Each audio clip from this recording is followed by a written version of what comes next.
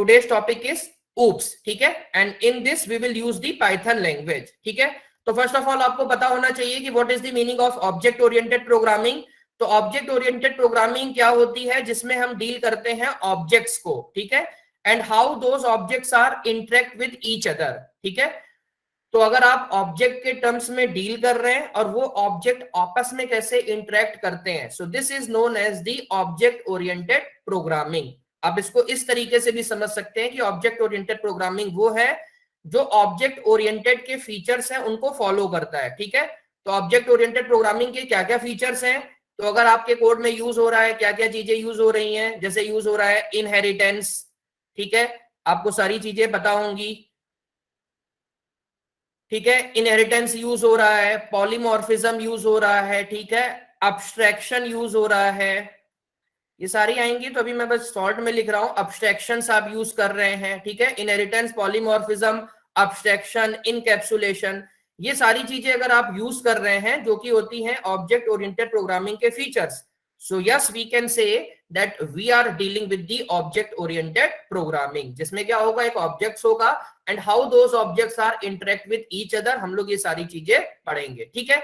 तो इसमें देखिए सबसे पहले आगे पढ़ने से पहले हमें दो चीजें क्लियर होनी चाहिए कि what is the meaning of class and object, ठीक है। क्लास क्या होता है, ऑब्जेक्ट्स क्या होता है, हम लोग आगे देखेंगे कि how we can create the class, ठीक है। ऑब्जेक्ट्स का क्या मतलब है, पहले हम लोग एक उनकी बेसिक डेफिनेशंस देख लेते हैं, ठीक है। तो देखिए इसको समझाने के लिए मैं एक वर्ड का एग्जांपल ले रहा हूं, ट्री, ठीक है। अगर मैं एक ट्री आपसे बोलूं कि ट्री इज ए वर्ड, तो इससे आपको क्या समझ में आएगा कि आप भाई बोलेंगे कि ट्री के पास कुछ इसके एट्रीब्यूट्स होंगे। तो एट्रीब्यूट्स जैसे हमने क्या बोल दिया कि भाई ट्री के पास रूट्स हो सकता है, ठीक है, इसके पास आपके लीव्स हो सकती हैं, ब्रांचेस भी हम लोग लिख सकते हैं, ठीक है, ये सारी चीजें होंगी, ठीक है। तो ये सारी चीजें हो गई कि भाई रूट्स, ट्री के पास रूट्स हो सकते हैं, लीव्स हो सकते हैं, ब्रांचेस हो सकते हैं, ठीक है। ट्री करता क्या है, ट्री का बिहेवियर क्या होता है, तो हम लोग बोल सकते हैं ये कार्बन डाइऑक्साइड को लेता है एंड ऑक्सीजन हमें देता है एनवायरमेंट में, ठीक है। तो ये हम बोल देंगे कि दिस इज द बिहेवियर, ठीक है, ये इसका हम लोग बोल देंगे कि दिस इज द बिहेवियर, कि भाई वो कार्बन डाइऑक्साइड ले रहा है, ऑक्सीजन को रिलीज कर रहा है, ठीक है। अब इसकी कई सारी प्रॉपर्टीज हो सकती है। प्रॉपर्टीज क्या हो सकती है ट्री की, कि जैसे भाई अगर हम दे पूछे कि ट्री फ्रूट्स दे भी सकता है, नहीं भी दे सकता है, जरूरी नहीं है कि सारे ट्री फ्रूट्स दे, ठीक है। तो वो सारी चीजें इसकी क्या हो गई, प्रॉपर्टीज, ठीक है, प्रॉपर्टीज हो गई कि फ्रूट्स दे सकता है या नहीं दे सकता है। तो ये तो जनरल ट्री के बारे में हो गया। बट क्या बताइए, क्या किसी ने रियल लाइफ में फिजिकल एग्जिस्टेंस में ट्री को देखा है? नहीं भाई, ट्री तो एक जनरल नेम है। हमने क्या देखा है, हम बोल सकते हैं भाई हमने मैंगो ट्री देखा है, ठीक है, बनाना ट्री देखा है, नीम ट्री देखा है, ये सारे ट्री देखे हैं, ठीक है। तो ये जो भी ट्रीज है उसमें ये सारे कोई ना कोई प्रॉपर्टीज या बिहेवियर होंगे, ठीक है। तो कहने का मतलब क्या है, ये जो ट्री टर्म है इसको हम लोग बोल देंगे कि ये एक टेम्पलेट या ब्लूप्रिंट है, ठीक है, ये एक टेम्पलेट या ब्लूप्रिंट है। तो टेम्पलेट या ब्लूप्रिंट से मतलब कि उसने बता दिया कि भाई ये चीजें होनी चाहिए, और जो उसके ऑब्जेक्ट, मतलब रियल लाइफ में ट्री नहीं है, रियल लाइफ में जो चीजें हमें दिख रही वो क्या होंगी, जैसे मैंने बताया, या तो भाई मैंगो का ट्री होगा, बनाना का होगा, नीम का होगा, ये सारी चीजें ऐसी हैं जो मुझे फिजिकली दिख रही हैं, ठीक है। अब उनके पास, किसी के पास रूट्स होगा, किसी के पास लीव्स होंगी, ब्रांचेस होंगी, तो ये चीजें वही लेगा जो मैंने एक टेम्पलेट डिफाइन कर दिया, ठीक है। तो आप क्या समझ सकते हैं, क्लास क्या है, क्लास इज ए ब्लूप्रिंट और टेम्पलेट, ठीक है। और ऑब्जेक्ट जो एग्जिस्ट करता है रियल लाइफ में वो उस ब्लूप्रिंट या टेम्पलेट को यूज करता है, ठीक है। तो अब इसकी डेफिनेशन यहां पढ़ लीजिए कि क्लास क्या है। Class is a definition describing what the attributes to its object, ठीक है, कि ऑब्जेक्ट के पास क्या क्या एट्रीब्यूट्स होंगे। तो एट्रीब्यूट्स में दोनों चीजें आ सकती हैं कि भाई ये इसके मेंबर होंगे और ये इसका बिहेवियर होगा, ठीक है। बिहेवियर क्या मतलब, आप समझ सकते हैं कि क्लास अगर हम एक्चुअल में बनाएंगे कोडिंग के पॉइंट ऑफ व्यू से, तो बिहेवियर मतलब दी फंक्शनैलिटी, और फंक्शनैलिटी मतलब हम उस क्लास के अंदर कोई फंक्शन बनाएंगे, ठीक है। और ये भी आपको बताता है कि वो किस तरीके से बिहेव करे। तो क्लास क्या है, सिंपली एक डेफिनेशन है जिसे आप ब्लूप्रिंट या टेम्पलेट समझ सकते हैं। इनका फिजिकल एग्जिस्टेंस नहीं होता है, बट अगर हम ऑब्जेक्ट की बात करें तो object is using the template which is defined by the class, and जो ऑब्जेक्ट होता है वो आपका फिजिकली प्रेजेंट होता है, ठीक है। अब देखिए इसके बाद हमने पढ़ा है कि हमें पता चल गया कि भाई जो एक्चुअल फिजिकली एग्जिस्ट कर रहा है वो ऑब्जेक्ट कर रहा है, ठीक है। तो हर एक ऑब्जेक्ट की क्या होगा, कुछ प्रॉपर्टीज होंगी। तो देखिए पाइथन में क्या होता है, सपोज मैंने कोई चीज ऐसे लिखी है a इज इक्वल टू 10, या मैंने लिख दिया है मान लीजिए कि name is equal to hello, ठीक है, इस तरीके से कोई ले लिया। सपोज ये दो स्टेटमेंट है, statement number 1 and statement number 2।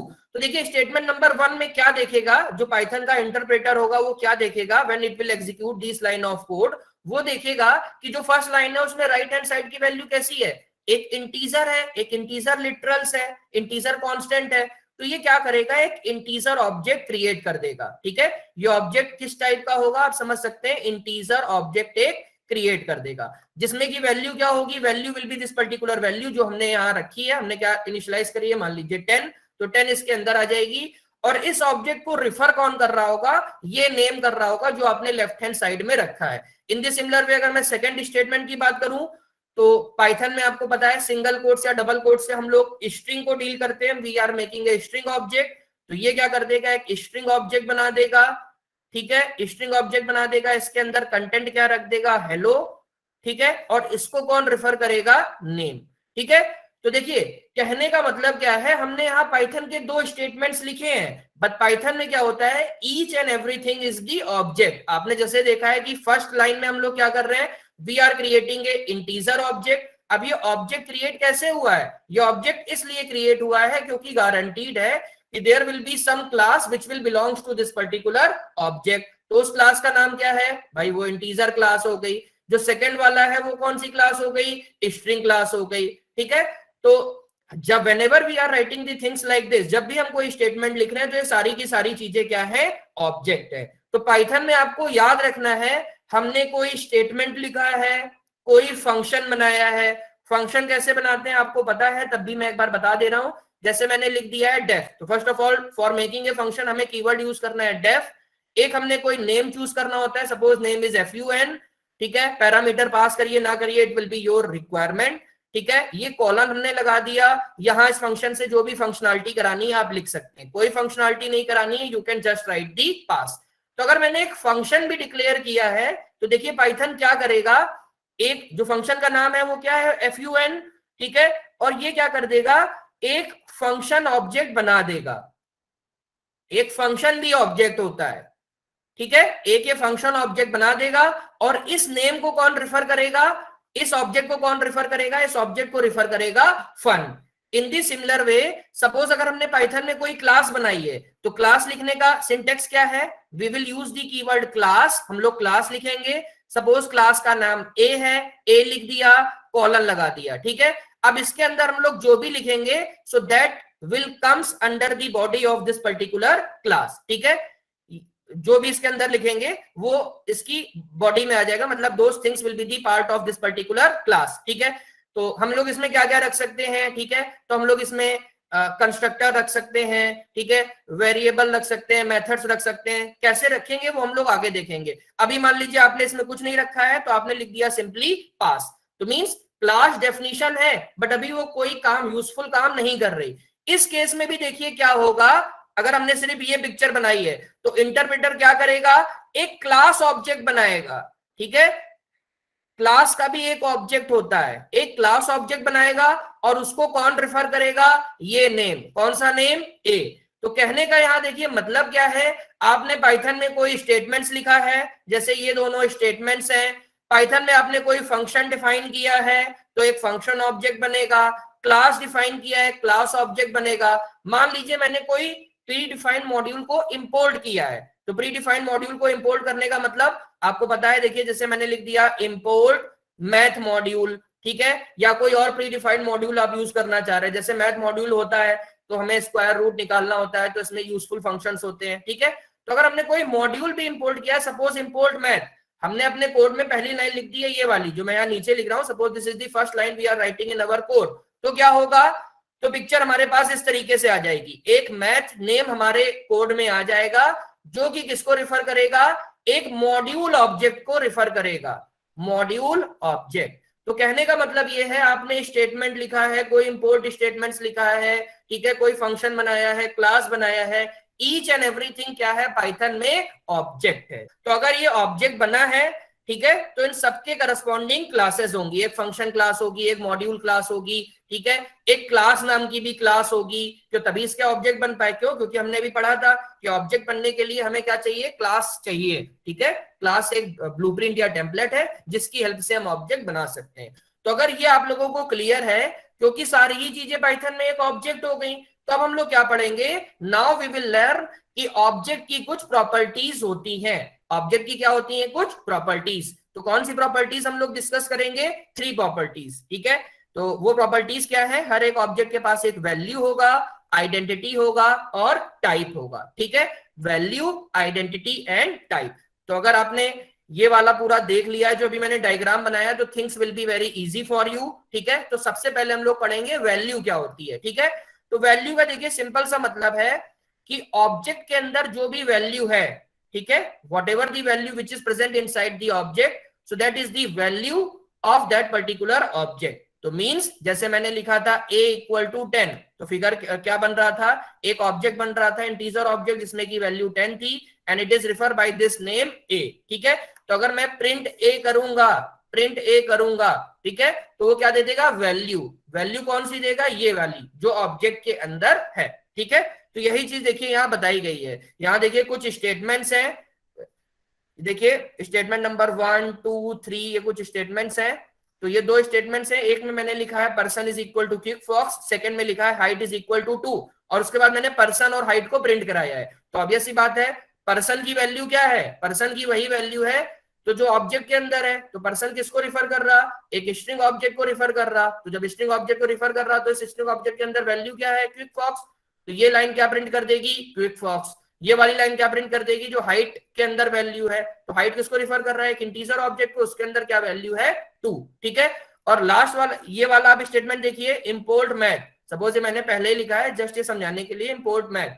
तो ये मैथ मॉड्यूल भी आपके जो कोड है उसका पार्ट हो गया है, ठीक है। तो अब अगर आपने प्रिंट मैथ किया है, तो मैथ क्या दे देगा, मैथ एक मॉड्यूल ऑब्जेक्ट को रिफर कर रहा, so it will print that particular thing, ठीक है। तो देखिए क्या है, फर्स्ट केस में इसमें दे दिया कि भाई जो पर्सन था वो जिस ऑब्जेक्ट को पॉइंट कर रहा था उसके अंदर वैल्यू क्या थी, क्विक फॉक्स। सेकंड केस में इसने दे दिया 2, और जो लास्ट वाला मैथ मॉड्यूल आपने इंपोर्ट किया है, तो बता रहा भाई एक वो मॉड्यूल ऑब्जेक्ट को रिफर कर रहा है, और जो कि एक बिल्ट इन है, ब्रैकेट में आपको बता भी दे रहा है कि वो एक बिल्ट इन है, ठीक है। और जब हमने मैथ मॉड्यूल को यूज कर लिया अपने कोड में, मींस इंपोर्ट कर लिया, तो आगे हम लोग देखेंगे इसके जो भी यूजफुल एट्रीब्यूट्स हैं हम उनको यूज कर सकते हैं, ठीक है। तो ये हो गया वैल्यूज के बारे में। इसके बाद देखिए हर एक ऑब्जेक्ट की आइडेंटिटी होती है। तो देखिए जब भी कोई नया ऑब्जेक्ट बनेगा तो क्या होगा, वो किसी ना किसी मेमोरी लोकेशन पे प्रेजेंट होगा। तो उस मेमोरी लोकेशन को हम कैसे फाइंड कर सकते हैं, by using the ID method, ठीक है। तो आईडी एक फंक्शन है जिसको आप यूज कर सकते हैं इन योर कोड, और जिस ऑब्जेक्ट की आपको आईडी जाननी है, जैसे देखिए फर्स्ट केस का मैं एग्जांपल ले रहा हूं, तो फिगर इस तरीके से बना होगा, पर्सन एक नेम होगा जो कि एक स्ट्रिंग ऑब्जेक्ट को रिफर कर रहा होगा, जिसके अंदर वैल्यू क्या होगी, क्विक फॉक्स। इसके अंदर वैल्यू ये होगी। तो मुझे जानना है भाई ये जो ऑब्जेक्ट बना है वो कहां बना है, तो what I will do, I will write print, ठीक है, आईडी फंक्शन यूज करूंगा और इसके अंदर क्या पास कर दूंगा, पर्सन, जो भी ये ऑब्जेक्ट है इसको पास कर दूंगा। तो जैसे फॉर एग्जांपल देखिए मैंने आईडी पूछी है कि भाई पर्सन जो ऑब्जेक्ट को रिफर कर रहा है वो कहाँ है, हाइट, ठीक है, जिसको रिफर कर रहा है वो ऑब्जेक्ट कहाँ है, मतलब किस मेमोरी लोकेशन पे, तो उसके लिए मैंने क्या कर ली, आईडी। तो whenever we are creating a new object, तो उसकी आईडी एक क्रिएट हो जाती है, ठीक है। और जब तक वो कोड रन होता है तो उसकी आईडी वही होती है, it will be same through the life time of that particular object. तो इनकी ये कुछ वैल्यूज है, ठीक है। वैल्यूज आपको याद नहीं रखनी है, वैल्यूज माइट बी चेंज, ठीक है, बट ये आपको पता होना चाहिए कि आईडी फंक्शन कर क्या रहा, ठीक है। तो ये हो गया वैल्यू एंड आइडेंटिटी। इसके बाद आपको एक मेथड यूज जानना है, दैट इज दी टाइप, ठीक है। तो जैसे मैंने लिख दिया टाइप ऑफ पर्सन, ठीक है। पर्सन क्या था, पर्सन एक वेरिएबल था जो मैंने यहां देखिए बनाया था कि पर्सन एक नेम है, ठीक है। यहां इसमें जो हम लोग वेरिएबल भी बोलते हैं, एक्चुअली में वो क्या है, it is a reference which is referring to some of the object. तो जैसे मैंने पर्सन नेम को कॉल किया, तो पर्सन किसको कर रहा है, क्विक फॉक्स को, ठीक है। तो टाइप क्या बता देगा, टाइप बता देगा कि भाई जो पर्सन है, ठीक है, वो जिस ऑब्जेक्ट को रिफर कर रहा है, किस ऑब्जेक्ट को रिफर कर रहा है, भाई ये स्ट्रिंग टाइप का ऑब्जेक्ट है, तो स्ट्रिंग टाइप का ऑब्जेक्ट है तो उसकी क्लास क्या हो जाएगी, स्ट्रिंग क्लास, ठीक है। तो वो वही क्लास नेम को बता देगा, ठीक है। तो जो टाइप फंक्शन होता है वो क्या रिटर्न करता है, टाइप ऑफ द ऑब्जेक्ट। तो टाइप ऑफ ऑब्जेक्ट से क्या मतलब है कि वो जो ऑब्जेक्ट है वो किस क्लास का इंस्टांस है, जो ऑब्जेक्ट है वो किस क्लास का इंस्टांस है। तो इस केस में वो स्ट्रिंग क्लास का इंस्टांस है। इसके बाद देखिए मैंने टाइप प्रिंट किया तो पर्सन किसको कर रहा था, एक स्ट्रिंग वाले ऑब्जेक्ट को कर रहा था, तो ये किस क्लास का इंस्टांस हो गया, स्ट्रिंग क्लास का, तो इसने क्लास नेम क्या प्रिंट कर दिया, str। दूसरे वाले ने इंटीजर क्लास का था तो इंट कर दिया। तीसरे वाले में जो मैथ एक क्या था, मॉड्यूल, तो मैंने बताया था अगर मॉड्यूल ऑब्जेक्ट है तो मॉड्यूल क्लास भी होगी, तो that's why in the third line it is printing the class module. तो क्या क्या चीजें हम लोगों ने पढ़ ली है बिफोर मूविंग फर्दर, हमें पता चल गया भाई क्लास क्या है, ऑब्जेक्ट, तो पाइथन में सब कुछ ऑब्जेक्ट है, देख लिया है। ऑब्जेक्ट है तो उसके करस्पॉन्डिंग कोई क्लास होगी, वो क्लास को देखना है तो हम लोग टाइप वाला जो ये फंक्शन है इसको कॉल कर लेंगे, तो वो ऑब्जेक्ट जिस भी क्लास का है वो मुझे बता देगा, ठीक है। तो ये दो तीन चीजें हम लोगों ने देख ली है। अब देखिए, तो अगर ऑब्जेक्ट है, कोई भी ऑब्जेक्ट है, तो अगर ये एग्जिस्ट करेगा तो इसके करस्पॉन्डिंग कोई ना कोई नेम होगा, ठीक है। जैसे हम लोगों ने लिखा था क्या, something we return something like this, height is equal to 2, ठीक है। तो एक क्या था, एक हाइट एक नेम बन गया था, ठीक है, जो कि एक इंटीजर ऑब्जेक्ट, ये एक इंट ऑब्जेक्ट को रिफर कर रहा था जिसके के अंदर वैल्यू क्या है 2, ठीक है। तो देखिए ये क्या, ये स्लाइड क्या बोल रही है, बोल रही है कि जब भी आप कोई ऑब्जेक्ट बनाएंगे तो उसको कोई ना कोई नेम रिफर करेगा, ठीक है। अगर कोई नेम उसको रिफर नहीं कर रहा तो थोड़ी देर बाद जो ये ऑब्जेक्ट है ये गार्बेज कलेक्टर के लिए एलिजिबल हो जाएगा और ये डिस्ट्रॉय हो जाएगा। तो अभी वो वाली सिचुएशन हम नहीं मान रहे, वो वाली सिचुएशन हम मान के चल रहे हैं कि भाई कोई ना कोई ऑब्जेक्ट बनाएंगे तो क्या होगा, हमें उसका कोई नेम देना पड़ेगा। तो each and every object is map with some of the name, ठीक है। अब देखिए बात हम लोग एक करेंगे नेम स्पेस। तो जैसे देखिए ये जो फिगर है आप इसको देख लीजिए, या स्लाइड में भी है कि जैसे मैंने क्विक फॉक्स और ये हाइट इज इक्वल टू 2 लिखा है, तो क्या हो गया है कि स्ट्रिंग ऑब्जेक्ट बना है, यहाँ इंटीजर ऑब्जेक्ट बना है, पर्सन इसको रिफर कर रहा, हाइट वाला इसको रिफर कर रहा, ठीक है। तो जो भी ऑब्जेक्ट है उसके करस्पॉन्डिंग कोई नेम होगा, ठीक है। अगर हमने इंपोर्ट मैथ किया है, ठीक है, अच्छा यहाँ एक चीज और देख लीजिए, हम लोग इंपोर्ट मैथ कर दिए तो मुझे सपोज मैथ का कोई भी एट्रीब्यूट यूज करना है, सपोज मैथ डॉट पी, पाई की वैल्यू जो 3.14 होती है उसको अगर आप यूज करना चाह रहे हैं तो मैथ क्लास का जैसे है पाई आप उसको यूज कर सकते हैं मैथ डॉट पी, ठीक है। अगर आपने इंपोर्ट कर लिया, अब अगर देखिए हमने यहाँ क्या लिखा है, हमने लिखा है इंपोर्ट एज माई मैथ, ठीक है। तो देखिए अभी फर्स्ट लाइन देखिए, अगर मैंने इंपोर्ट मैथ किया होता तो क्या होता, जो अभी मैंने बताया कि एक मैथ नेम बनता, वो एक मैथ वाला जो मॉड्यूल ऑब्जेक्ट है, मैथ वाला जो मॉड्यूल ऑब्जेक्ट है उसको रिफर कर रहा होगा, ठीक है। तो अगर इस ऑब्जेक्ट के अंदर एक नेम होगा पी, तो मुझे अगर इसको एक्सेस करना है तो what I can do, I can right math dot P, तो मैथ के अंदर पी नेम को ये बता देगा, ठीक है, and it will print the value. Second line में देखिए मैंने अगर क्या कर दिया है, मैंने अगर इंपोर्ट इस तरीके से किया होता, import math as my math, ठीक है। तो मतलब मैथ की जगह हम कौन सा नेम यूज करना चाह रहे हैं, माई मैथ, मतलब माई मैथ भी इसी ऑब्जेक्ट को अब रिफर करने लगेगा, माई मैथ। तो मतलब जो काम अभी तक हम लोग मैथ से कर रहे थे वो अब माई मैथ करने लगेगा। तो मतलब अब अगर मुझे पाई की वैल्यू चाहिए तो I can write my math dot P I, ठीक है। क्यों, क्योंकि हमने कर दिया इसको as I want to use my name, ठीक है, मैं मैथ को अपना नेम कुछ देना चाह रहा हूं, तो उसका सिंटेक्स क्या है, I can write import math as my math. तो अब आप माई मैथ को यूज करके अपनी जो भी फंक्शनलिटी है वो कर सकते हैं। अगर आपको माई मैथ नेम नहीं यूज करना है, pre defined math name use करना है, तो आप डायरेक्टली मैथ भी लिख सकते हैं, ठीक है। ये जस्ट एक वे है कि आपको पता होना चाहिए। और लास्ट केस में देखिए क्या है, यहां हमने फंक्शन बनाया है, तो जैसा मैंने बताया था फंक्शन के केस में भी क्या होगा, एक फंक्शन ऑब्जेक्ट बनेगा और उसको कौन सा नेम रिफर कर रहा होगा, FUN वाला। तो अगर आप इसकी फिगर देखेंगे तो this will be the figure, ये एक स्ट्रिंग ऑब्जेक्ट है, ये इंटीजर ऑब्जेक्ट है, ये एक मॉड्यूल ऑब्जेक्ट है, और ये जो FUN नेम है, ये देखिए लास्ट में FUN नेम है, ये किसको रिफर कर रहा है, ये किसको होल्ड कर रहा है, एक फंक्शन वाले ऑब्जेक्ट को। तो देखिए ये जो कंबाइंड हम इनको बोलेंगे, ठीक है, कंबाइंड किनको बोल रहे हैं कि नेम और एक ऑब्जेक्ट है, ये दूसरा नेम है इसका ऑब्जेक्ट है, ये तीसरा नेम है ऑब्जेक्ट है, ये चौथा नेम है इसका ऑब्जेक्ट है, ठीक है। तो कलेक्टिवली हम लोग इसको क्या बोलते हैं, नेम स्पेस, ठीक है, नेम स्पेस। तो एक बार देख लेते हैं नेम स्पेस भी क्या होता है। तो नेम स्पेस सिंपली ये है, जैसे मैंने लिख दिया सिंपल सा, आप एक के लिए समझ लीजिए, that will be same for all other thing. जैसे मैंने लिख दिया हाइट इज इक्वल टू 2, ठीक है, तो एक क्या होगा, फिर से वही खेल है कि एक इंट ऑब्जेक्ट बनेगा, ठीक है, जिसके के अंदर वैल्यू 2 है and it is refer by this particular name height, ठीक है। तो ये क्या हो गया, ये हम बोलेंगे कि हाइट एक नेम हो गया, और ये किस ऑब्जेक्ट को रिफर कर रहा, इस इंटीजर वाले ऑब्जेक्ट को रिफर कर रहा, ठीक है। तो कलेक्टिवली जब हम नेम और उसके करस्पॉन्डिंग ऑब्जेक्ट को देखेंगे तो हम लोग इसको क्या बोल देंगे, we will say it is the name space, ठीक है। अब नेम स्पेस को थोड़ा डिटेल में देख लीजिए बिकॉज ये टर्म आगे आएगा। तो देखिए मान लीजिए ये कोड है और मैंने यहां से लिखना स्टार्ट किया, इसके पहले अभी कोई लाइन ऑफ कोड नहीं है, ठीक है। तो अब देखिए ध्यान से देखिएगा, मैंने मान लीजिए यहां लिख दिया a इक्वल टू 10, ठीक है, a इक्वल टू 10। इसके बाद मैं लिखने की कोशिश कर रहा हूं, सपोज मैंने यहाँ एक फंक्शन लिख दिया डेफ fun, ठीक है, एक फंक्शन बना दिया, इस फंक्शन के अंदर लिख दिया मैंने मान लीजिए b इज इक्वल टू 20, ठीक है, b इज इक्वल टू 20। और उसके बाद सपोज यहां मैं प्रिंट कर रहा हूं a, ठीक है, यहां मैं प्रिंट कर रहा हूं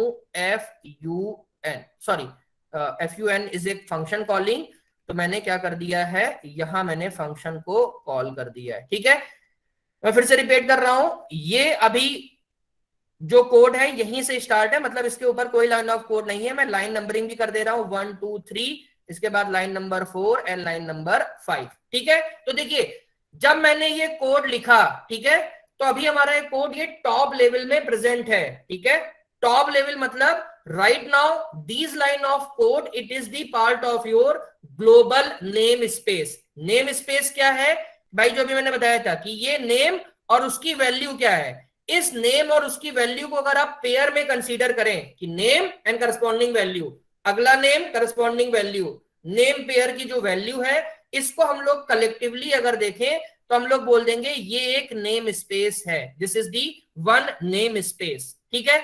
तो देखिए जब ये टॉप लेवल का कंटेनर है तो टॉप लेवल में हमने जो भी डिक्लेयर किया है, जैसे हमने क्या टॉप लेवल में हमने क्या क्या चीजें डिक्लेयर करी हैं, एक मैंने ए किया है, तो देखिए क्या होगा, तो हम लोग बोलेंगे अभी ग्लोबल नेम स्पेस, ठीक है। ग्लोबल नेम स्पेस में क्या आ जाएगा, ग्लोबल नेम स्पेस में एक नेम ऐड हो जाएगा ए, ठीक है।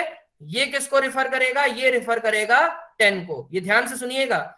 इसके बाद क्योंकि भाई लाइन नंबर 2 में हमने एक फंक्शन बनाया है, तो अब एक ग्लोबल नेम स्पेस में एक नेम और आ जाएगा, उस नेम का नाम क्या होगा, जो भी आपने फंक्शन का नाम रखा है, सपोज fun, और ये किसको रेफर कर रहा होगा, ये रेफर कर रहा होगा एक फंक्शन वाले ऑब्जेक्ट को, ठीक है। अगर लाइन नंबर 1 और 2 एग्जीक्यूट हुई हैं तो अभी हमारी पिक्चर ये है, ठीक है, ये है।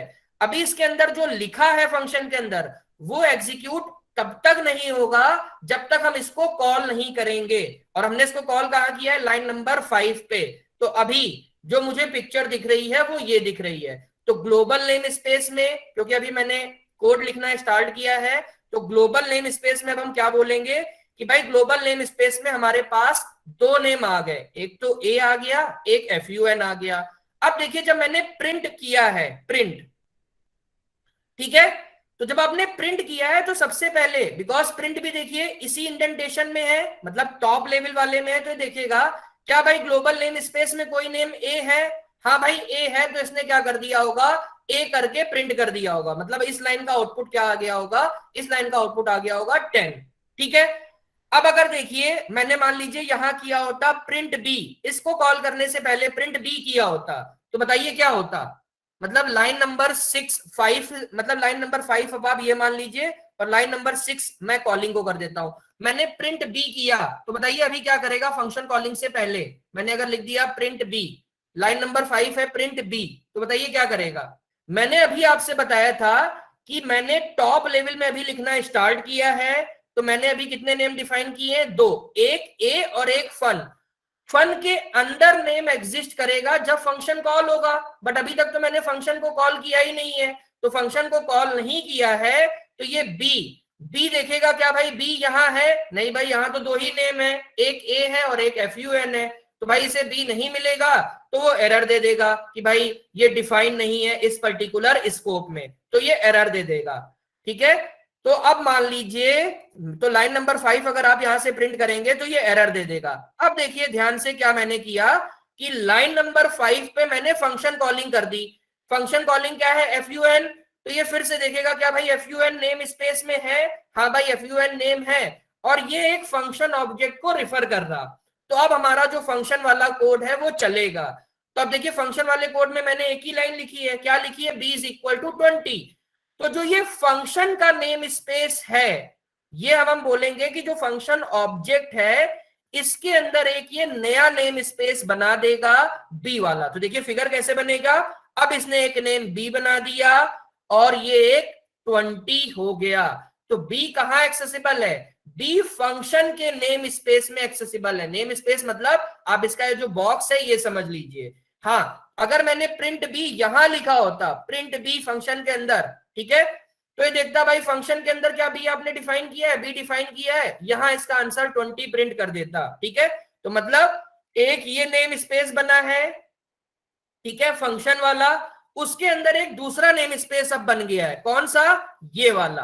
ठीक है, इस नेम स्पेस में नेम क्या है, तो नेम ये है, और उसकी वैल्यू क्या हो गई, तो वैल्यू ये है। ठीक है, तो जब भी हम कोई चीज प्रिंट करते हैं तो फर्स्ट ऑफ ऑल ये करंट नेम स्पेस से स्टार्ट करता है। ठीक है, तो इसलिए जब तक ये कोड एग्जीक्यूट नहीं हुआ है, इसकी कॉलिंग नहीं हुई है, तो बी एग्जिस्टेंस में नहीं आया है। ठीक है, अब बी एग्जिस्टेंस में नहीं आया है, तो देखिए अब मैंने फंक्शन कॉलिंग करी, तो ध्यान रखिएगा फंक्शन के अंदर बॉडी जो भी एक्शंस फंक्शन का है वो तभी रन होगा when we will call that particular function. तो हमने फंक्शन को कॉल अब कहां किया था, इस वाले लाइन नंबर 5 में किया था।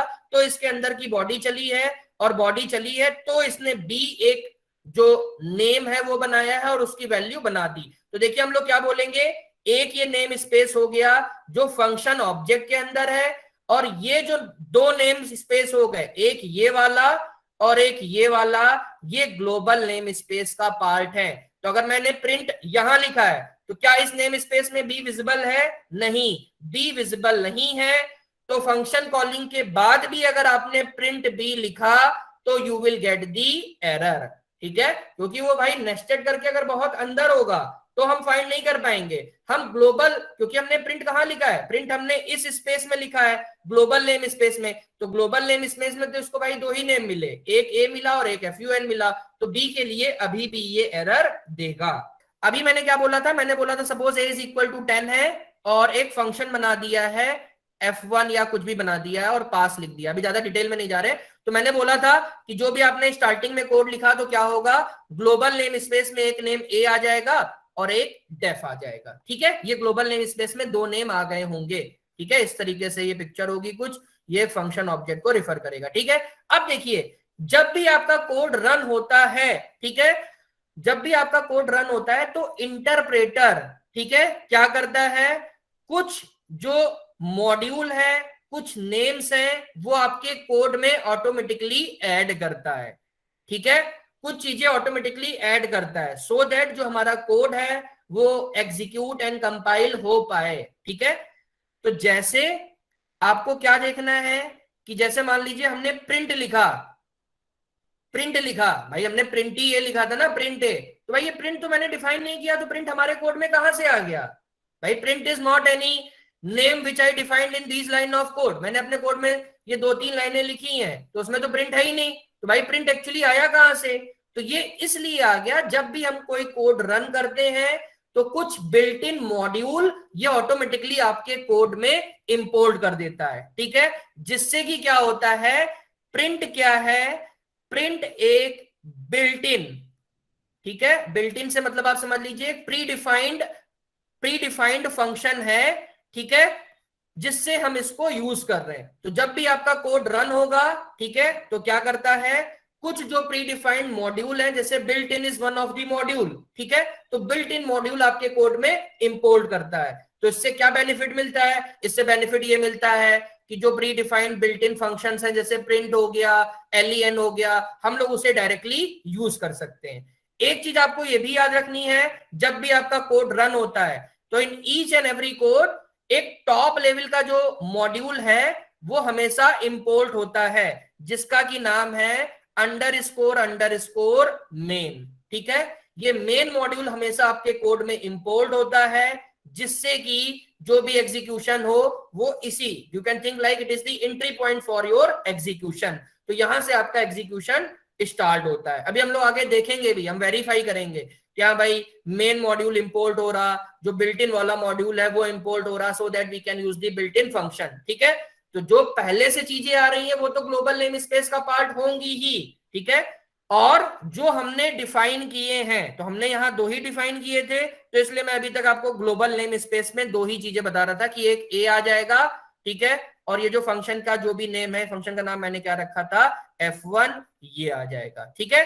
तो 2 तो ऐसे हैं जो हमने यूजर से डिफाइन करे हैं, बट कुछ प्री डिफाइंड मॉड्यूल आपके कोड में हमेशा इंपोर्ट होते हैं। तो इसमें ज्यादा डिटेल में नहीं जाना है, इसमें आपको जो एक मॉड्यूल है उसका नाम याद रखना है मेन, ठीक है। Main is one of the module जो आपके कोड में हमेशा इंपोर्ट होता है। एक दूसरा बिल्ट इन वाला होता है, so that we can use the pre defined और बिल्ट इन फंक्शंस, ये ऑटोमेटिकली इंपोर्ट हो जाता है, ठीक है। अब जब आप मेन मॉड्यूल का नेम देखेंगे ना, तो उसका नेम ये होता है नेम, ठीक है।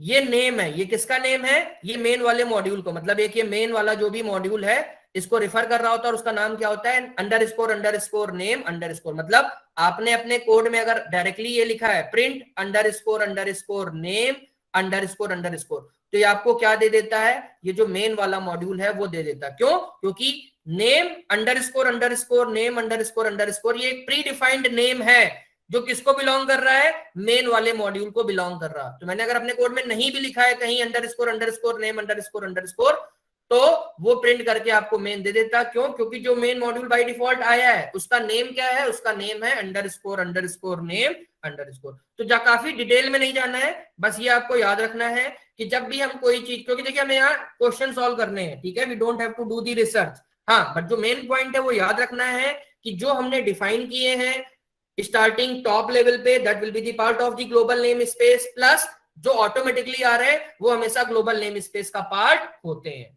सो now we are moving further, ठीक है। तो देखिए ये पूरा क्या हो गया, जैसे अभी तक हम लोगों ने क्या क्या डिक्लेयर किया था, पर्सन डिक्लेयर किया था, हाइट डिक्लेयर किया था, मैट डिक्लेयर किया था, फंक्शन डिक्लेयर किया था, ठीक है।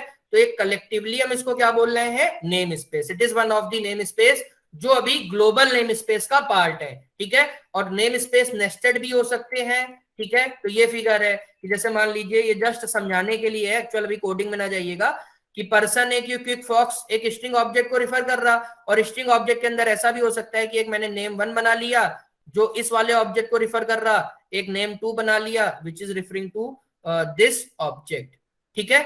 इस तरीके से ऑब्जेक्ट 1 एंड ऑब्जेक्ट 2 को रिफर कर रहा। तो जैसा मैंने भी फंक्शन का एग्जांपल लेके बनाया था कि भाई उस फंक्शन के अंदर आ गया तो वो उसके नेम स्पेस में आ गया, उसके अंदर आ गया, तो name space can be the nested. तो अगर पीछे वाले उसमें डाउट नहीं था तो यहाँ भी नहीं होगा, ठीक है। तो अब मुझे क्या क्या चीजें क्लियर हो गई, मुझे चीजें क्लियर हो गई कि नेम क्या होता है, ऑब्जेक्ट क्या होता है, नेम स्पेस क्या होता है कलेक्टिवली, ठीक है, ग्लोबल नेम स्पेस क्या होते हैं, फंक्शंस का नेम स्पेस या ऑब्जेक्ट का नेम स्पेस क्या होता है, वो सारी चीजें हम लोगों ने देख ली। अब देखिए कुछ यूजफुल फंक्शंस होते हैं जिनको आपको जस्ट याद रखना है, ठीक है। तो देखिए सबसे पहला फंक्शन क्या है, dir, ठीक है। तो dir के अंदर मान लीजिए अगर मैंने हाइट पास कर दिया है, हाइट, ठीक है, dir के अंदर हाइट पास कर दिया है, where height is a pre defined, मैंने हाइट, आप ये मान के चलिए कि हाइट और वो जो नेम क्विक फॉक्स है वो आपके कोड में है, ठीक है, ये मानते हुए सब बताया जा रहा, ठीक है। तो एक मैंने ये क्या dir एक फंक्शन है, प्री डिफाइंड है, इसको यूज कर लिया, तो ये क्या बता देगा, ये बता देगा भाई dir हाइट क्या होगा। देखिए इस तरीके से फिगर होगा, हाइट होगा, ये किसको रिफर कर रहा है, एक इंट वाले ऑब्जेक्ट को रिफर कर रहा, ठीक है।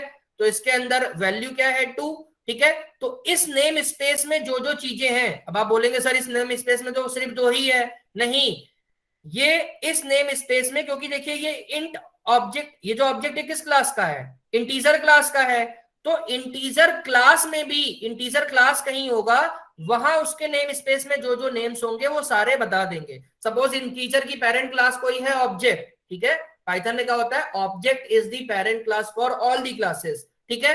तो वो सारे जो भी नेम्स उसके नेम स्पेस में आते हैं वो प्रिंट कर देता है। तो एक बार देख लीजिए, एक ये क्या करता है, लिस्ट रिटर्न कर देता है नेम्स की, ठीक है, इन दैट पर्टिकुलर नेम स्पेस, ठीक है।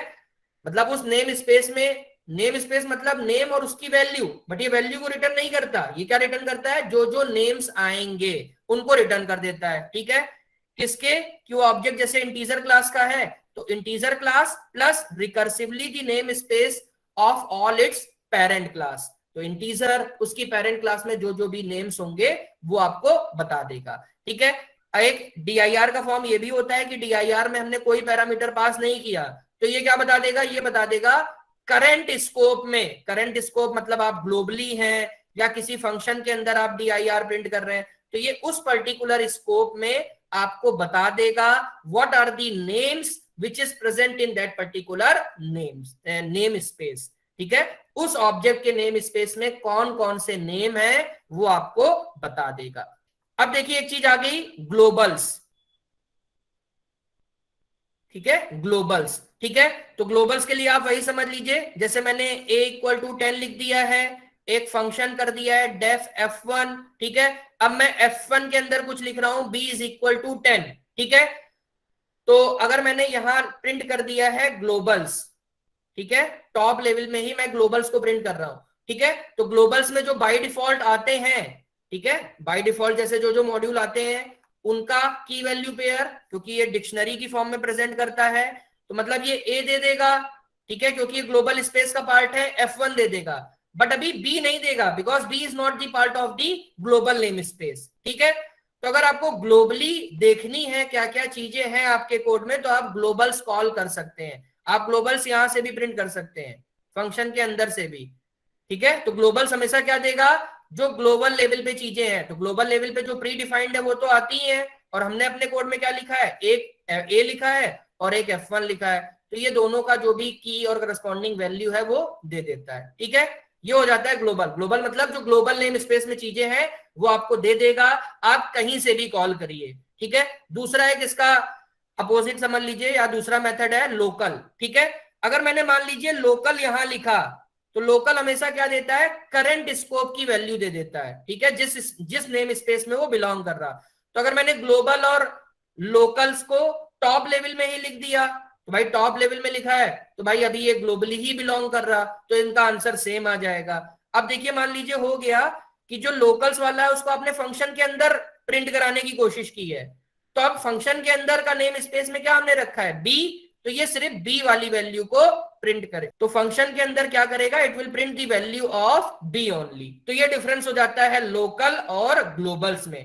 टॉप लेवल में जब हम करेंगे, क्योंकि अभी हम ग्लोबल नेम स्पेस में खड़े हैं, तो Global's and locals will return the same dictionary, but अगर हम लोकल को किसी फंक्शन के अंदर से कॉल कर रहे हैं तो वो सिर्फ फंक्शन के अंदर की जो चीजें हैं वही बताएगा, उनका जो नेम स्पेस में डिक्शनरी है वही रिटर्न करेगा। ओके, तो चलिए आगे बढ़ते हैं, ठीक है। तो डेल बहुत ही सिंपल है, जैसे मैंने लिख दिया था, मान लीजिए हाइट इज इक्वल टू 2, तो जहां ये मैंने जिस जगह लिखा है उस नेम स्पेस में क्या आ जाएगा, एक हाइट नाम का नेम आ जाएगा जो किसी एक इंटीजर ऑब्जेक्ट को रिफर कर रहा होगा जिसमें वैल्यू 2 होगी। तो अगर मैंने डेल हाइट कर दिया है तो डेल हाइट से क्या होगा, वो अब उस नेम स्पेस से उसको डिलीट कर देगा। तो ये बहुत ही सिंपल है कि जो भी नेम से एसोसिएट ऑब्जेक्ट है उसको रिमूव कर देगा from the concern name space, ठीक है। तो हाइट इज इक्वल टू 2 है, उसके बाद आपने डिलीट लिख दिया तो उस पर्टिकुलर करंट नेम स्पेस में अब हाइट नाम का कोई वैल्यू नहीं बचेगी और ना ही ये किसी अब ऑब्जेक्ट को रिफर कर रही होगी, ठीक है। तो जो हमने हेल्पफुल फंक्शन देखे हैं, ठीक है, ये थ्योरी पॉइंट ऑफ व्यू से क्लियर है। इसके बाद हम लोग डायरेक्टली इनकी आउटपुट वाली स्क्रीन देखें। अब देखिए अभी तक हम लोग बात कर रहे थे मॉड्यूल और ये सारी चीजें, ठीक है। तो अब क्वेश्चन आ जाता है भाई कोड को लिखते कैसे हैं, how we can organize the code. तो जो भी हमारा कोड होगा उसमें कुछ स्टेटमेंट्स होते हैं, फंक्शन होते हैं और क्लास होते हैं, ठीक है। तो स्टेटमेंट्स क्या क्या होते हैं, देखिए ये तीनों ही लाइनें क्या है, स्टेटमेंट्स। आप एक बार देख लीजिए, ये मैंने ऑलरेडी पीछे बता भी दिया है कि एक ये स्टेटमेंट है, ठीक है, ये दूसरा स्टेटमेंट है, इंपोर्ट कर लिया, ये तीसरा स्टेटमेंट है। So all these are the statement. तो जब भी कोड लिखते हैं तो उसमें कुछ स्टेटमेंट्स आते हैं, कुछ फंक्शंस भी आते हैं। तो फंक्शन कैसे लिखते हैं, ऑलरेडी मैंने बता दिया कि डेफ कीवर्ड को यूज करते हैं, फंक्शन का नेम होता है कुछ और उसके अंदर जो भी फंक्शन की फंक्शनैलिटी है या फंक्शन क्या एक्शंस करना चाह रहा हम लोग वो लिखते हैं। और क्लास कैसे बनाते हैं, तो हम लोग क्लास कीवर्ड यूज करेंगे, ठीक है, और कुछ क्लास का नाम दे देंगे कॉलन लगा के जो भी हम लोग क्लास के अंदर उसके एट्रीब्यूट्स रखना चाह रहे हैं वो हम लोग रख देते हैं। अब देखिए एक चीज आ जाता है मॉड्यूल। हम बड़ी देर से बात कर रहे हैं यार मॉड्यूल मॉड्यूल कि मेन मॉड्यूल इंपोर्ट होता है आपके कोड में, तो एक्चुअली में मॉड्यूल क्या है, ठीक है। तो अब मॉड्यूल हम लोग देख लेते हैं, ठीक है। तो मॉड्यूल देखिए क्या है, कलेक्शन ऑफ रेलिवेंट स्टेटमेंट्स, कुछ रेलिवेंट स्टेटमेंट्स हैं, कुछ फंक्शंस हैं, कुछ क्लास की डेफिनेशन है। अगर हम इसे एक सिंगल फाइल में पुट कर दें तो वो फाइल क्या हो जाती है, एक पाइथन स्क्रिप्ट। उस फाइल को हम बोल सकते हैं एक पाइथन की स्क्रिप्ट है, ठीक है, जो भी उस फाइल के अंदर फंक्शंस स्टेटमेंट्स और क्लासेस आपने रखी है, ठीक है। और जब वो किसी इंटरप्रेटर के थ्रू वो पर्टिकुलर फाइल रन होती है तो हम लोग बोल देंगे कि एक ये मॉड्यूल रन हो रहा है। तो जैसे अभी तक मैं बता रहा था कि मैंने मैथ वाला मॉड्यूल इंपोर्ट कर लिया, तो इसका मतलब क्या है कि एक कोई फाइल होगी जिसमें मैथ वाला जो मैथ वाली जो क्लास जो भी है उससे मुझे जो भी फंक्शनलिटी करानी है उसके अंदर कुछ मैंने स्टेटमेंट्स रख दिए, कुछ क्लासेस रख दिए, कुछ फंक्शन की डेफिनेशन रख दी, और उस फाइल को हमने क्या बोल दिया कि ये एक मैथ वाली फाइल है। और जब पाइथन इंटरप्रेटर उसको रन करेगा, ठीक है, और आपने लिख दिया इंपोर्ट मैथ, तो अब वो वाली फाइल आपके कोड में यूज करने के लिए अवेलेबल हो जाएगी, ठीक है। और सबसे इंपॉर्टेंट जो मैंने बताया था कि एक main module underscore main underscore this is the module name, ये हमेशा आपके कोड में आ जाता है, ठीक है। तो इसमें यही लिखा हुआ है, हम स्टेटमेंट्स को लिखे वन बाय वन या हम किसी स्क्रिप्ट से रीड करें, दोनों ही केस में एक मॉड्यूल हमारे कोड का पार्ट हो जाता है। That module name is underscore main underscore, ठीक है। रन करके ही लिए गए हैं, exactly you will see the same kind of thing, ठीक है। आपको ये मान के चलना है कि हमारे कोड में क्या क्या अभी क्या क्या लिखा हुआ है। तो 2-3 लाइनें लिखी हुई हैं इंपोर्ट मैथ वाली। एक जो नेम था, name is equal to quick fox, ये आपके कोड का पार्ट है टॉप लेवल पे, name is equal to quick fox और हाइट इज इक्वल टू 2, ठीक है। ये 3 लाइन ऑफ कोड हमने लिखा हुआ है। अब ध्यान से देखिए, मैंने प्रिंट कराया है ग्लोबल्स, तो ग्लोबल्स भी मैंने इसी जगह प्रिंट करा दिया, मतलब ये पहली लाइन हो गई, ये दूसरी लाइन, तीसरी line, and after that fourth line is this one Global's, ठीक है। तो पहले तो ये देख लीजिए ग्लोबल्स क्या डिक्शनरी रिटर्न करता है, तो इसमें देखिए दोनों ही चीजें हैं, डिक्शनरी मतलब की और करस्पॉन्डिंग वैल्यू। तो नेम क्विक फॉक्स है, हाइट वाला ये देखिए एक दूसरा नेम स्पेस है जो डिक्शनरी की फॉर्म में आया, की करस्पॉन्डिंग वैल्यू। मैथ है, वो किसी एक पूरे ऑब्जेक्ट को रिफर कर रहा है, उसमें कोई एक वैल्यू तो है नहीं, तो इसने बोल दिया है भाई मॉड्यूल वो कौन सा है, मैथ वाला, ठीक है। और जो प्री डिफाइंड आते हैं तो देखिए अंडरस्कोर मेन आ गया है, जिसका कि नाम क्या होता है मैंने अभी बताया था प्रीवियस स्लाइड्स में, underscore name underscore, and after that जो बिल्ट इन वाला है, ठीक है। देखिए ये बिल्ट इन मॉड्यूल भी आपके अंदर हमेशा आ जाता है। बाकी चीजें डिटेल में नहीं देखनी है, बस आपको ये याद रखना है मेन मॉड्यूल हमेशा आपके कोड का पार्ट हो जाता है। The built in module will also be the part of your code so that we can use the built in functions like print, length, len, ठीक है। ये सारे फंक्शंस हम लोग यूज कर सकते हैं, ठीक है। तो ये हो गया हमारे ग्लोबल का आउटपुट, ठीक है। तो ये चीजें क्लियर हो गई, बहुत चीजें देता है, हमें सबको नहीं जानना है डिटेल में, हाँ आपको बिल्ट इन के बारे में जानना है so that we can use the built in function. Main module आपके कोड में आ जाता है सो दैट एग्जीक्यूट हो पाए, that is the entry point और टॉप लेवल जहां से आपका एग्जीक्यूशन स्टार्ट हो रहा। एंड द नेक्स्ट वन जो हमने क्रिएट किए हैं, तो हमने नेम क्रिएट किया था, मैथ क्रिएट किया था, ठीक है। तो this is the same thing, और इसका आंसर जो है वो देखिए किसके फॉर्म में है, डिक्शनरी की फॉर्म में है, की वैल्यूज पेयर की फॉर्म में है, ठीक है। तो ये आई गेस हो चुका है। इसके बाद देखिए DIR, अगर मैंने DIR ही टॉप लेवल पे प्रिंट कराया तो देखिए क्या होगा, ठीक है। ये देखिए इसने वही अंडरस्कोर नेम दे दिया जो कि किसको रिफर कर रहा है, मेन वाले मॉड्यूल को, ठीक है। यहां उसकी वैल्यू नहीं दे रहा है, तो DIR सिर्फ क्या देता है, नेम्स देता है। तो इसने देखिए हाइट दे दिया, मैथ दे दिया, ये दे दिया, बिल्ट इन वाला भी नेम्स दे दिया, ये दे दिए, ठीक है। और इसके बाद अगर आप मान लीजिए किसी पर्टिकुलर ऑब्जेक्ट वाली फॉर्म को इसको देखना चाह रहे हैं, DIR मैथ, तो मैंने क्या बताया था, जब DIR के अंदर हम ऑब्जेक्ट पास करेंगे तो ये क्या देगा, ये दे देगा उस ऑब्जेक्ट के अंदर कौन कौन से नेम है।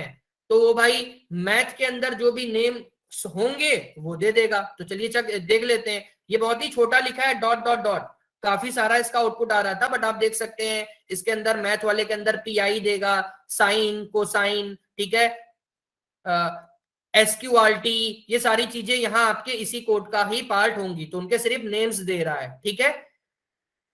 और इसके बाद अगर हम बिल्टिन्स की बात करें तो बिल्टिन्स अंडरस्कोर बिल्टिन्स, ठीक है, ये बिल्टिन वाले मॉड्यूल को रिफर कर रहा होगा, सो दैट जो भी बिल्टिन फंक्शंस है हम उनको यूज कर सकें, ठीक है। अब देखिए कोई भी नेम, ठीक है, मुझे एक्सेस करना है, तो अब आप ध्यान से देखिए उसके दो तरीके हैं, ठीक है।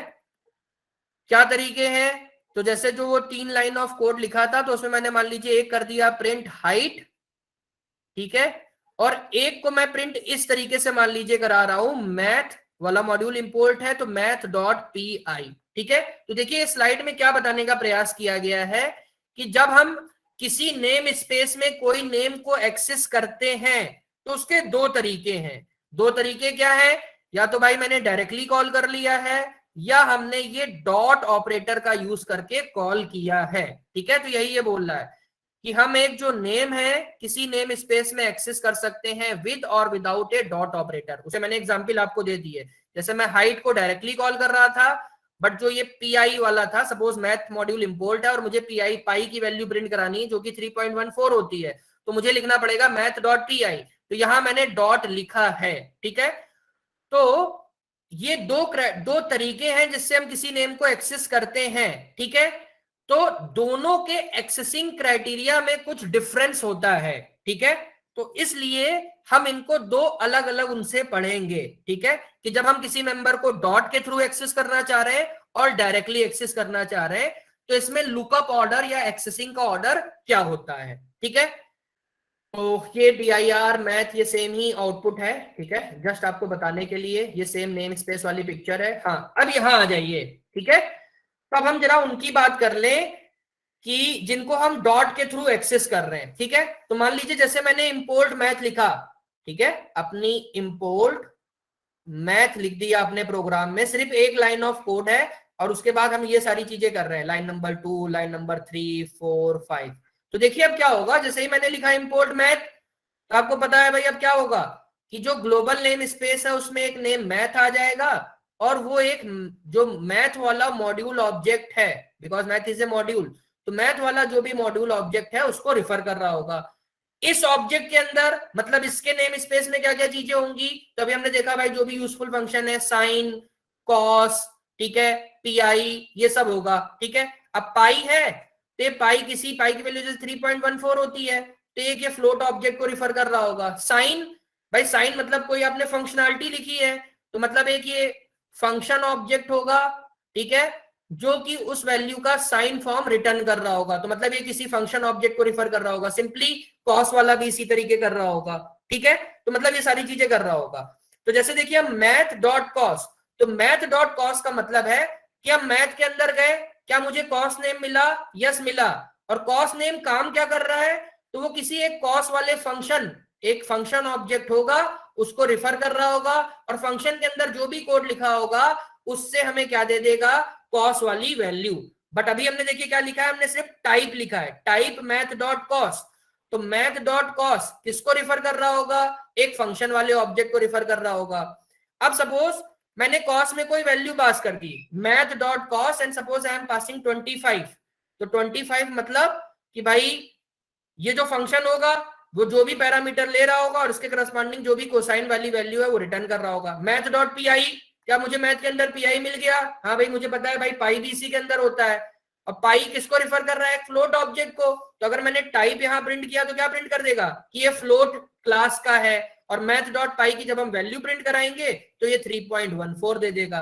तो बस एक लास्ट चीज ये देख लीजिए, जो मैथ डॉट साइन या कॉस होते हैं, ठीक है, जैसे मैंने यहाँ लिखा है मैथ डॉट कॉस 25, या आपने कुछ इस तरीके से लिख दिया मैथ डॉट साइन 25, तो बाय डिफॉल्ट जो ये वैल्यू लेता है वो रेडियन में लेता है, ठीक है। बाय डिफॉल्ट जो उसका जो बना है प्री डिफाइंड वो रेडियन में लेता है, और हमें जो वैल्यूज याद होती हैं वो डिग्री में याद होती हैं। तो एक आप फॉर्मूला आप लोगों को अगर पता होगा अच्छी बात है, नहीं पता है तो अगले वाले क्वेश्चंस के लिए याद रखिएगा कि जो पाई रेडियन होता है that is equivalent to 180 degree, ठीक है। ये क्यों बताना चाह रहे हैं? क्योंकि भाई हमें डिग्री में तो पता है कि साइन 90 क्या होता है, साइन 180 डिग्री क्या होता है, बट रेडियन में हो सकता है नहीं पता है, और ये जो वैल्यूज होती हैं ये रेडियन में लेता है। तो रेडियन से अगर आपको डिग्री में कन्वर्ट करना है ठीक है, कि भाई जो वैल्यूज है रेडियन में उसकी करस्पॉन्डिंग डिग्री क्या होगी, तो you can use this formula कि पाई रेडियन में 180 डिग्री होते हैं। This is the first question. तो लाइन 1 2 3 ये 3 लाइन ऑफ कोड हमारे कोड में लिखा है, ठीक है। तो हमने जैसे ही फर्स्ट लाइन लिखी, ध्यान से देखिएगा, ये हमारा ग्लोबल नेम स्पेस है, इसमें जो बाकी चीजें आती हैं वो अभी इंपॉर्टेंट नहीं है। इसमें एक मैथ नेम आ गया होगा जो कि क्या कर रहा होगा, एक मैथ वाले मॉड्यूल को रिफर कर रहा होगा, ठीक है। इस मॉड्यूल में मुझे पता है कि एक साइन होता है जो साइन वाले ऑब्जेक्ट को रिफर करता है, ये एक फंक्शन ऑब्जेक्ट होगा। एक कॉस वाला भी नेम होता है जो कॉस वाला फंक्शन ऑब्जेक्ट होगा उसको रिफर कर रहा होता है, ठीक है। अब देखिए हमने इसमें क्या कर दिया है कि हमने लिखा है लाइन नंबर, चलिए मान लीजिए अभी लाइन नंबर 2 नहीं होती, लाइन नंबर 2 अगर अभी नहीं होती, ठीक है, तो मैथ डॉट साइन, और देखिए जो वैल्यू हम यहां पास कर रहे हैं, तो देखिए मैंने बताया था कि ये वैल्यू किसमें होती है, ये वैल्यू रेडियन में है, तो इसीलिए आपको हिंट भी दे दिया गया है कि ये π/2 रेडियन के बराबर होता है। तो अभी मैंने बताया था कि पाई रेडियन बराबर कितना होता है, pi radian is equivalent to 180 degree. तो बिल्कुल सही जो रिस्पॉन्स जिसने भी दिया है, तो ये आपको यहाँ बता भी दिया गया है कि हम यहाँ बात करना चाह रहे हैं जो वैल्यू है वो π/2 रेडियन के इक्विवेलेंट है, मतलब हम 90 डिग्री की बात करना चाह रहे हैं। तो मतलब मैथ डॉट साइन, और हम एक तरीके से प्रिंट कराना चाह रहे हैं 90 डिग्री की वैल्यू। तो भाई मुझे पता है जो साइन का फंक्शन होता है वो इस तरीके से होता है, किस तरीके से होता है, इस तरीके से होता है कि 0 पे 0 होता है, 90 डिग्री पे 1 होता है, 180 पे दोबारा से 0, 360 पे दोबारा से 0, बीच में 270 पे -1, इस तरीके से। मतलब साइन जो 90 होता है उसकी वैल्यू क्या आती है 1, ठीक है। अब π/2 हो सकता है कि कुछ डेसिमल में हो भी हो, तो इसलिए इसका आंसर हम बोलो क्या बोलेंगे, मैथ डॉट साइन। तो देखिएगा कि भाई क्या मैथ के पास साइन नाम है, हाँ भाई है, वो किसी एक फंक्शन ऑब्जेक्ट को रिफर कर रहा होगा। अब जब फंक्शन को डिटेल में देखेंगे वो कोई पैरामीटर ले रहा होगा, तो उसने जो भी पैरामीटर लिया हमने क्या पास किया 90 डिग्री, तो साइन 90 डिग्री की ये वैल्यू रिटर्न कर देगा। तो साइन 90 डिग्री देखिए मेरा क्या होता है 1। तो अगर लाइन नंबर 2 नहीं होती तो इसका आंसर ये क्या रिटर्न कर देता कि इसकी वैल्यू क्लोज टू 1 होगी। अब देखिए बट हमने क्या कर दिया, लाइन नंबर 2 एग्जिस्टेंस में आ गई। तो लाइन नंबर 2 एग्जिस्टेंस में आने का मतलब है कि भाई जो कोसाइन जिसको रिफर कर रहा था, अब साइन वाला भी उसको रिफर करने लगेगा। मतलब अब साइन वाला इसको रिफर नहीं करेगा, हमने अपडेट करके कर दिया है कि साइन वाला भी इसको रिफर करे। क्यों? क्योंकि हमने भाई चेंजेस कर दिए हैं। क्या मैथ डॉट कॉस है इसमें, इस नेम स्पेस में है जो कॉस वाले फंक्शन को रिफर कर रहा, तो वही सेम फंक्शनलिटी अब मैं किससे कराना चाह रहा हूं, साइन से। तो मैंने मैथ डॉट साइन को भी यहां दे दिया, मैथ डॉट साइन को भी हमने इसी ऑब्जेक्ट को दे दिया, हमने खुद से मैनिपुलेट कर दिया है। तो मैनिपुलेट कर दिया है तो मतलब अब हम कॉल तो साइन को कर रहे हैं, बट ये वैल्यू कौन सी देगा, कॉस वाली। और आप मुझे बताइए कॉस का ग्राफ कैसा होता है, ऐसा होता है कुछ कि कॉस 0 पे तो 1 होता है, बट 90 डिग्री पे क्या होता है 0। ये 90 डिग्री पे देखिए मैच कर जाता है क्रॉस का ग्राफ, ठीक है। तो cos 90 क्या होता है 0, तो इसलिए हम लोग इसका आंसर क्या देंगे, we will give its answer as b. अब देखिए ध्यान से, ठीक है, कि जब हम किसी नेम को एक्सेस करना चाह रहे हैं विदाउट डॉट, ध्यान से देखिएगा, विदाउट डॉट ऑपरेटर, ठीक है, तो उसका एक ऑर्डर होता है, that order is known as LEGB order, LEGB order. कब की बात हम कर रहे हैं, जब हम एट्रीब्यूट को कैसे एक्सेस करने या सर्च करने की कोशिश कर रहे हैं विदाउट डॉट, जैसे मैंने पर्सन का नेम डायरेक्टली लिखा है। तो एल का मतलब है सबसे पहले वो लोकल स्कोप में सर्च करेगा, ठीक है, कि लोकल स्कोप में, सॉरी क्या, LE, सबसे पहले वो लोकल स्कोप में सर्च करेगा, ठीक है। उसके बाद वो क्या करेगा, वो इनक्लोजिंग स्कोप में सर्च करेगा। उसके बाद क्या करेगा, ग्लोबल जो स्कोप है उसमें सर्च करेगा, ग्लोबल में सर्च करेगा। अगर ग्लोबल में भी नहीं मिला है तो वो कहां जाके देखेगा, बिल्ट इन में जाके देखेगा। इसका मतलब क्या है, मान लीजिए मैंने अपने कोड में लिखा है LEN, कोई मैंने एक लिस्ट डिक्लेयर करी है, मान लीजिए कुछ इस तरीके से 1,2, ठीक है, इस तरीके से कुछ लिस्ट डिक्लेयर करी है अपने कोड में, ठीक है, और मैं लेंथ ऑफ इस L को निकालना चाह रहा हूं, ठीक है।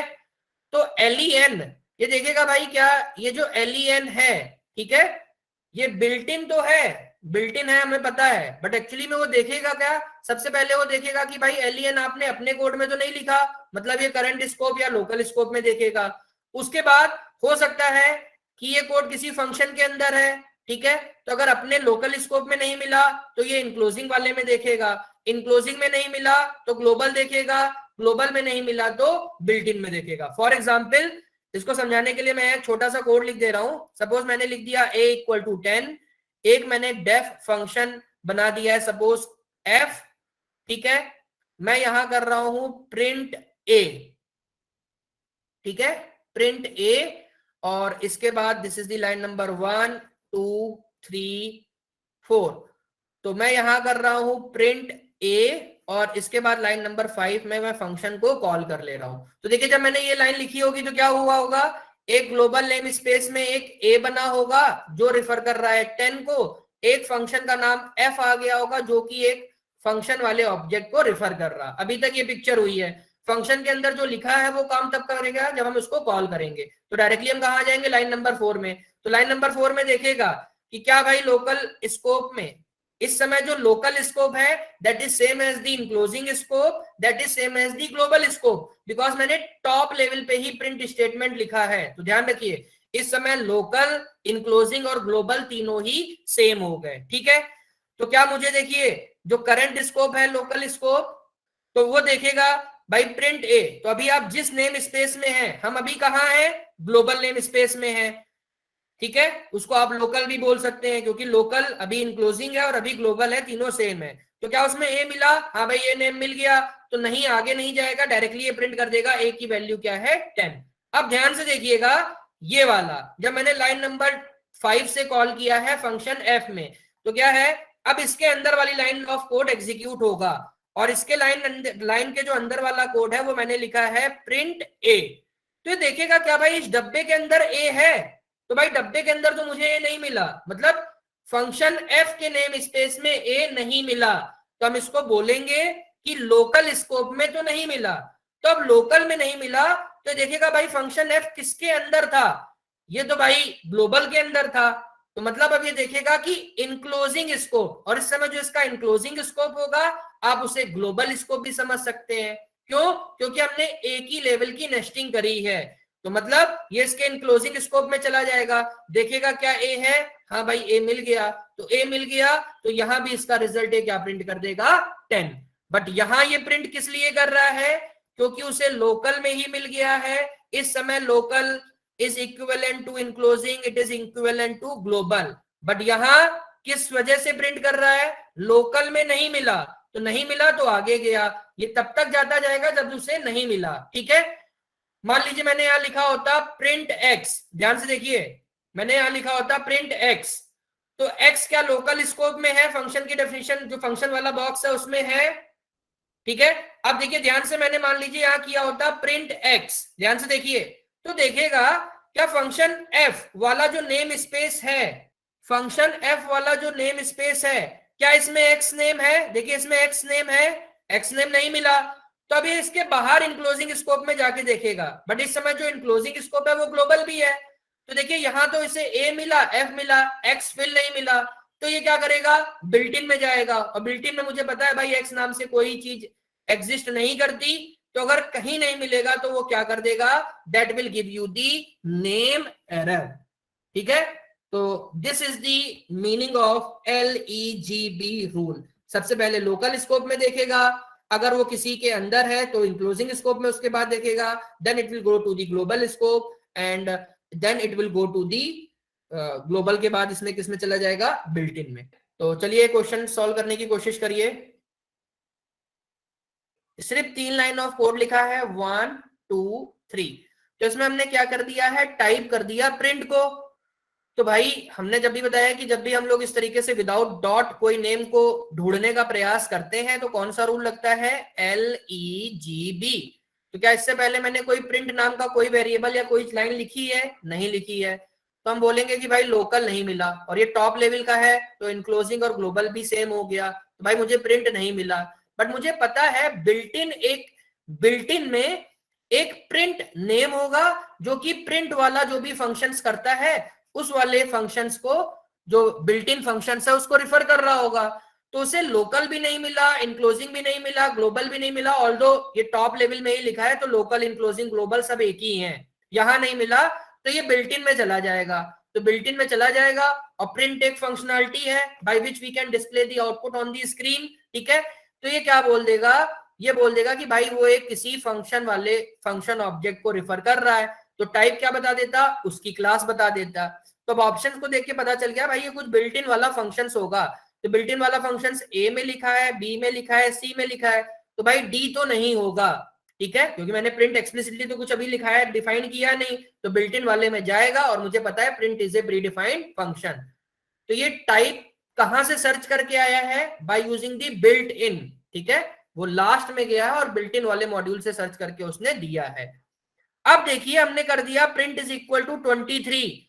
तो अब देखिए क्या करेगा, ये करंट नेम स्पेस में जब भी हम असाइनमेंट करेंगे, ध्यान से देखिए, असाइनमेंट अलग चीज है, एक्सेस करना अलग चीज है। असाइनमेंट मतलब ये होता है इक्वल टू 10, 10 की हम कोई वैल्यू असाइन कर रहे हैं। तो जब भी हमने असाइनमेंट लगाया है ये हमेशा करंट स्कोप में वैल्यू असाइन कर देगा और ये वैल्यू उस वाले के लिए लोकल रहेगी जहां असाइन किया है। बट अभी हमने टॉप लेवल में ही किया है, ठीक है, तो टॉप लेवल में किया है तो क्या होगा, ग्लोबल नेम स्पेस में एक नेम आ जाएगा प्रिंट, और जो किसको रेफर कर रहा होगा, एक इंट ऑब्जेक्ट को रेफर कर रहा होगा जिसमें की वैल्यू क्या होगी, वैल्यू विल बी 23। और उसके बाद अब मैं टाइप ऑफ प्रिंट करने की कोशिश करूंगा तो भाई इसे तो ये लोकली स्कोप, या उस समय क्योंकि हमने टॉप लेवल पे ही लिखा था तो इस समय global, enclosing and local, enclosing and global सब सेम ही है, तो सब सेम है, इसको यही प्रिंट मिल जाएगा। और ये क्या बोल देगा, ये बोल देगा कि ये किस टाइप के ऑब्जेक्ट को रिफर कर रहा, इंट। तो टाइप क्या बता देगा, ये बता देगा कि ये इंटीजर क्लास का एक इंट, जो ये ऑब्जेक्ट है किस क्लास का है, इंटीजर क्लास का है। तो directly it will print from here, ठीक है। तो ये ऑप्शंस हमारे पास गलत हो जाएंगे। तो उस समय जो करंट स्कोप होगा, ठीक है, तो उसी में ही मिल जाएगा। तो जब हम LEGB वाला रूल फॉलो करेंगे तो लोकल, लोकल इस समय हम किस में नेम स्पेस में है, करंट वाले ग्लोबल नेम स्पेस में, तो यहीं से प्रिंट मिल जाएगा। और जब मिल जाएगा तो वो आगे नहीं जाएगा और उसका टाइप क्या प्रिंट कर देगा, ये जो कॉन्सेप्ट बताया उसी से चलिएगा। तो देखिए ध्यान से देखिए, लाइन नंबर 1 से 11, ये 11 लाइन का कोड लिखा है। तो अभी हम ग्लोबल नेम स्पेस में वर्क कर रहे हैं, ठीक है।